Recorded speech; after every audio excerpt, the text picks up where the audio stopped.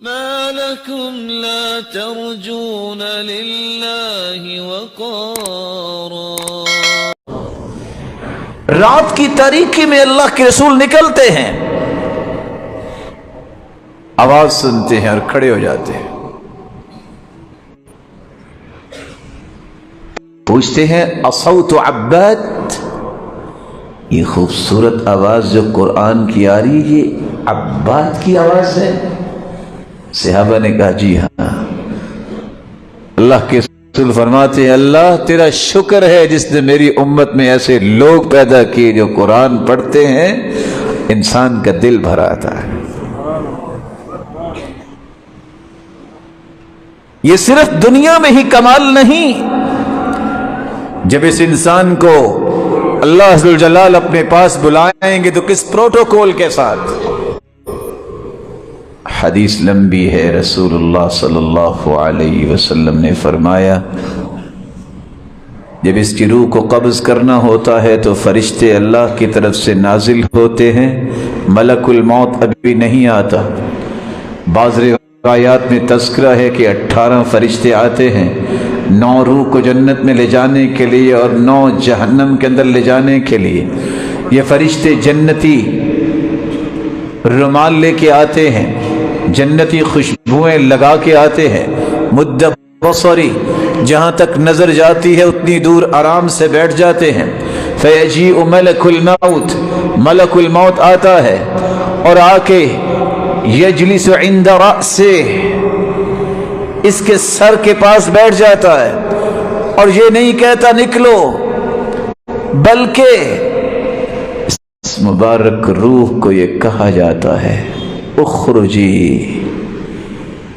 اخرجی الى رضوان اللہ سبحانہ وتعالی وجنتہ ایتها النفس الطیبہ، اے پاکیزہ روح آ جاؤ اللہ کی مغفرت، اللہ کی رضامندی اور اللہ کی جنت کی طرف۔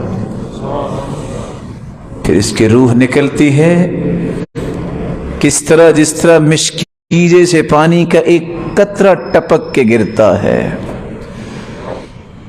جو ہی اس کی روح نکلتی ہے صرف آنکھ جھپکنے کے برابر وہ ملک الموت کے ہاتھ میں ہوتی ہے۔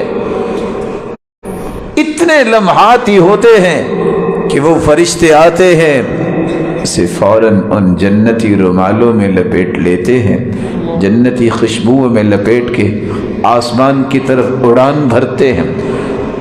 پہلے آسمان تک پہنچتے ہیں، دروازہ کھلوایا جاتا ہے، دربان پوچھتا ہے من، کون ہے کس کے لیے دروازہ کھولنا ہے، اور ساتھ ہی پوچھتا ہے یہ خوشبوئیں کس بات کی ہیں یہ کون؟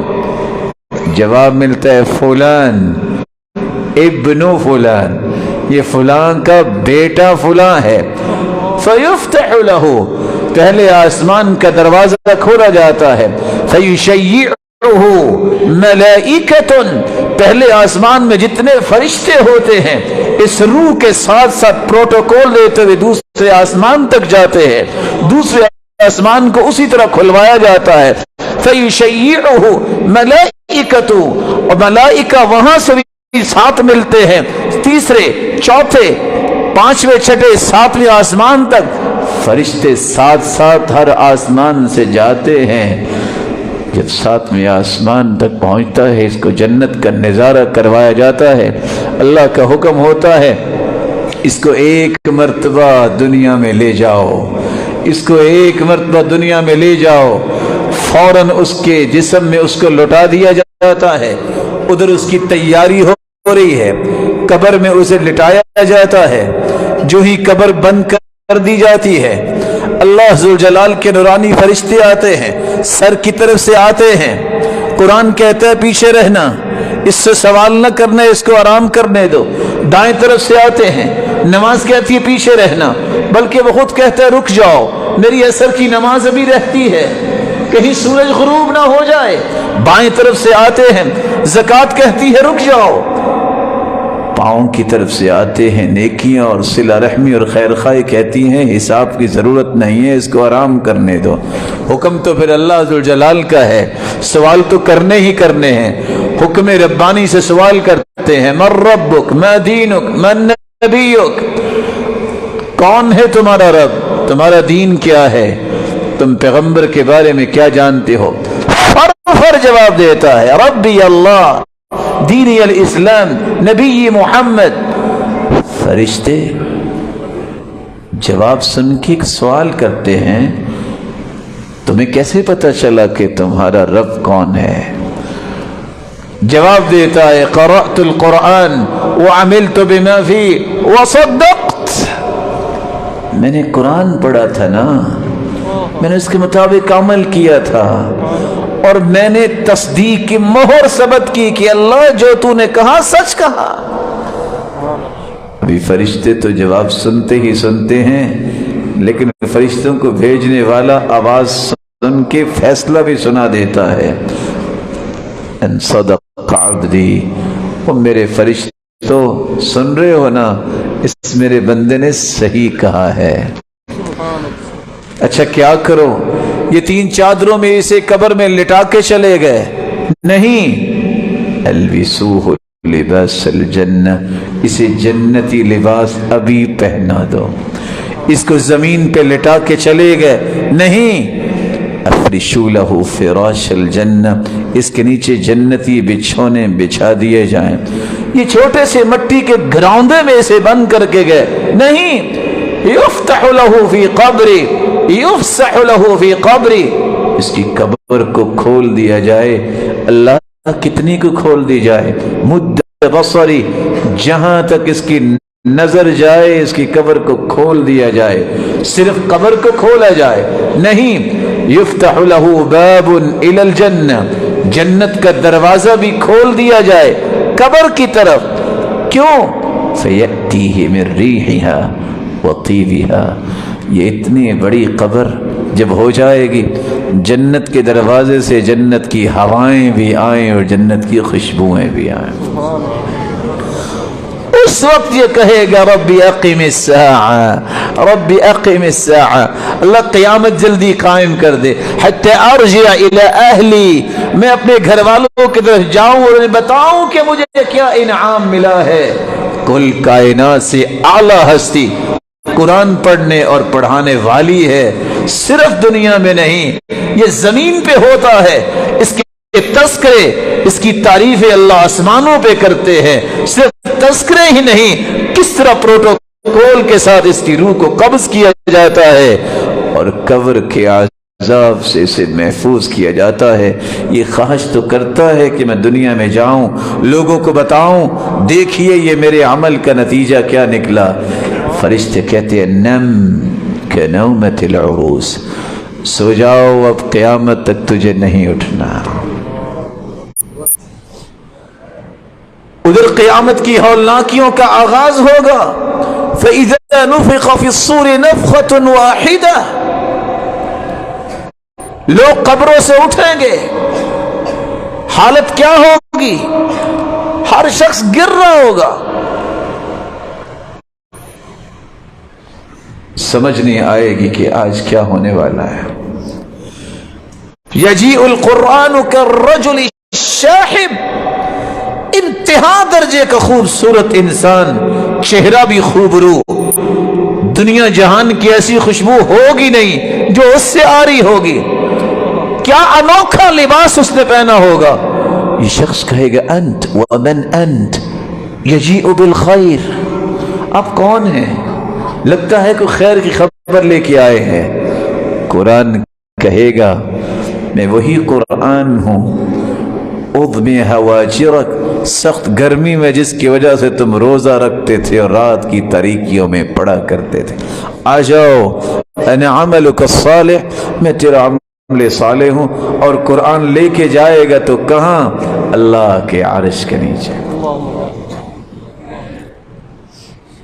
50,000 سال کا دن قیامت کا، لیکن روایت بتاتی ہے جو قرآن کا علم حاصل کرنے والے، شریعت کو جاننے والے، پھر عمل کرنے کرنے والے، پھر اس پیغام کو دنیا تک پہنچانے والے، ان کے لیے صرف قیامت کو سکیڑ دیا جائے گا۔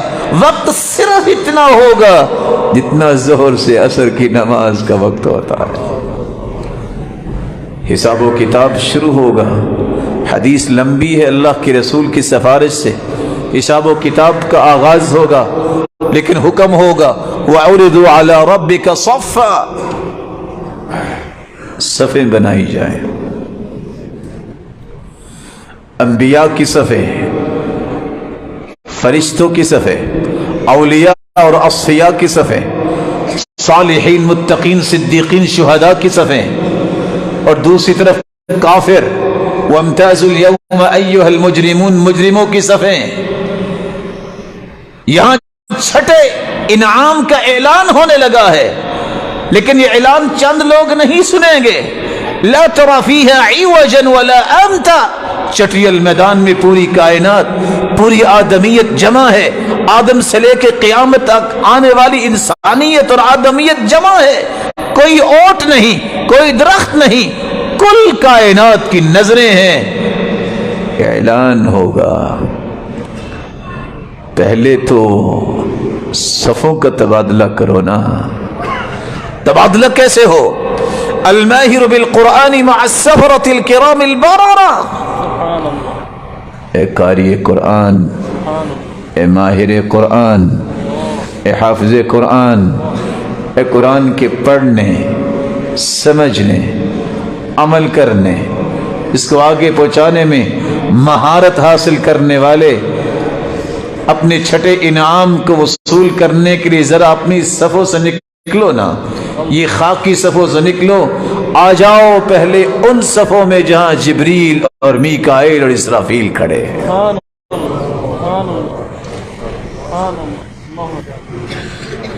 کیا کمال کا یہ پروٹوکول ہو۔ آج دنیا ترستی ہے کسی بڑے آدمی کے ساتھ ایک پکچر لے لیں، جس کو اللہ کا بلاوا آئے گا، آ جاؤ جبریل امین کے ساتھ، بڑا اس سے بھی بڑا کوئی نام ہے۔ یجیء القرآن، جب یہ چھٹا انعام وصول کر لے گا قرآن پھر آئے گا، اور اللہ سے گزارش کرے گا کہ ساتویں انعام کا بھی اعلان فرما دیجئے، یا ربی حلہ، اللہ اسے اور بھی کچھ دیجئے نا۔ فرشتوں کے ساتھ تو کھڑا کر دیا، فیلبس حلۃ الکرامہ، دنیا کے پاؤں میں جوتی نہیں ہوگی، جسم پہ لباس نہیں ہوگا، اللہ قرآن کی سفارش کو کیسے قبول کریں گے؟ اقرأ القرآن فإنه يأتي يوم القيامة شفيعا لأصحابه، یہ قرآن پڑھا کرو، یہ سفارشی ہے، سب سے پہلے اللہ کے رسول کے بعد سفارش قبول کی جائے گی تو روزے اور قرآن کی سفارش کرے گا اللہ، کچھ اور بھی انعام دیجئے۔ ساتھ ہی ساتواں اعلان بھی ہوگا اور اس پہ عمل درآمد بھی ہوگا، فیلبس حلۃ الکرامہ، عزت کا لباس، جنتی خلعت فاخرہ، پوری کائنات کے سامنے اسے پہنائی جائے گی۔ یا رب زدہ، قرآن کہے گا آٹھواں انعام کدھر؟ اللہ کچھ اور بھی دیجئے۔ فیلبس تاج الکرامہ، اللہ حکم دیں گے اور فرشتے تاج لائیں گے اور اس کے سر پہ سجائیں گے۔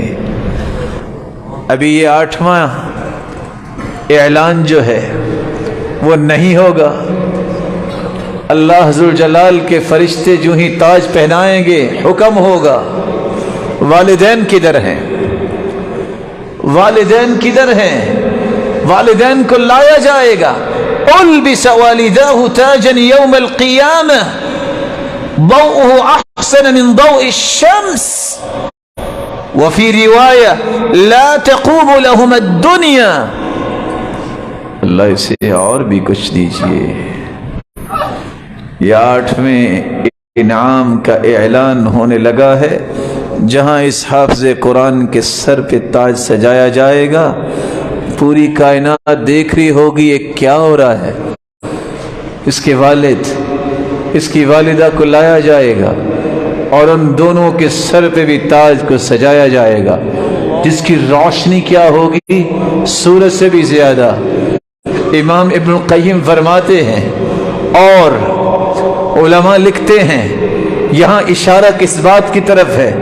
جہاں پوری کائنات دیکھ رہی ہوگی، سورج سے بھی اگر اس کی روشنی بڑھ گئی تو گویا پوری کائنات کی توجہ کا مرکز بن جائیں گے یہ لوگ۔ کون؟ یہ عائلہ ربانیہ، یہ خوبصورت خاندان جس میں ایک حافظ قرآن ہے، والدین ہیں۔ لا تقوم لهم الدنیا، دنیا ساری کی ساری بیچ دی جائے، ان تاجوں کی قیمت ادا نہیں ہو سکتی۔ اللہ یہ ہر ایک کے نصیبے میں فرمائے۔ یہاں تک بس نہیں ہے، ایک نویں انعام کا اعلان ہونے لگا ہے۔ یا رب ارض عنہ، یہ سفارش ابھی کر رہا ہے تو قرآن ہی، يناشد في إرضائه لحبيبه وأجدر به سؤلا إليه موصلا۔ کیا کمال کی سفارش ہے! نہ اللہ سفارش کرنے سے روکیں گے قرآن کو، نہ اس کی سفارش رکے گی، یہ بلکہ ضد کرے گا۔ کس طرح کیا ضد؟ اللہ اس سے راضی بھی ہو جائے۔ فَيَرْضَى عَنْهُ رَبُّهُ، اللہ ذوالجلال کے سارے انعام ہے تو رضامندی، جیسے کہ ابن حجر لکھتے ہیں، لیکن اللہ ذوالجلال پھر سب کو سنائیں گے، دنیا والوں گواہ رہنا میں اپنے اس بندے سے راضی ہو گیا۔ رضا کے بعد یہ سب سے پہلا انعام جس کی تڑپ مجھے اور آپ کو ہونی چاہیے، اور اس تڑپ کو اتنی گہری اپنے دل میں لے جاؤ کہ زندگی کی آخری رمق اور سانس تک اس خواہش کو پورا کرنے کے لیے تڑپتے رہو، کس طرح میرا بچہ حافظ قرآن بن جائے، قاری قرآن، ماہر قرآن بن جائے۔ وہ تڑپ کیسی؟ جو ہی اللہ راضی ہوں گے۔ حدیث کے الفاظ یقال لصاحب القرآن، پھر اللہ ذوالجلال ان ربکم یحاضر ولیس بینہ وبینہ ترجمان ولا حجاب، اللہ ہر ایک سے کلام کریں گے، لیکن یہ کلام کتنی مبارک ہے، اللہ خود اپنے بندے سے مخاطب ہوں گے۔ اے قاری قرآن، اے ماہر قرآن، میری رضا کا انعام پانے والے آ جاؤ، جنت کی سیڑھیاں چڑھتے جاؤ اور قرآن کو پڑھتے جاؤ۔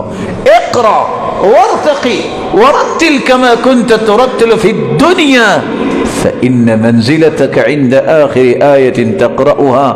آج بڑھو، تم دنیا میں تلاوت کرتے تھے اسٹیج پہ بیٹھ کے، نیچے آ جاتے تھے، آج ذرا معاملہ کچھ اور ہے، پوری دنیا کو دکھانا ہے۔ یہ ہیں جن کے بارے میں نے اعلان کروائے تھے، آج تم قرآن پڑھتے جاؤ، جنت کی سیڑھیاں چڑھتے جاؤ، تمہارا مقام وہاں ہوگا جہاں من الجنت والناس آئے گی۔ 6236 آیتوں کی تلاوت کرنے والا یہ جنت کے کتنے بلند مقام پہ ہوگا۔ اس نویں انعام کے حقدار بننے کی اللہ ہمیں توفیق دیتے ہیں، ہماری اولاد اور نسلوں میں یہ خیر کو جاری فرما دے۔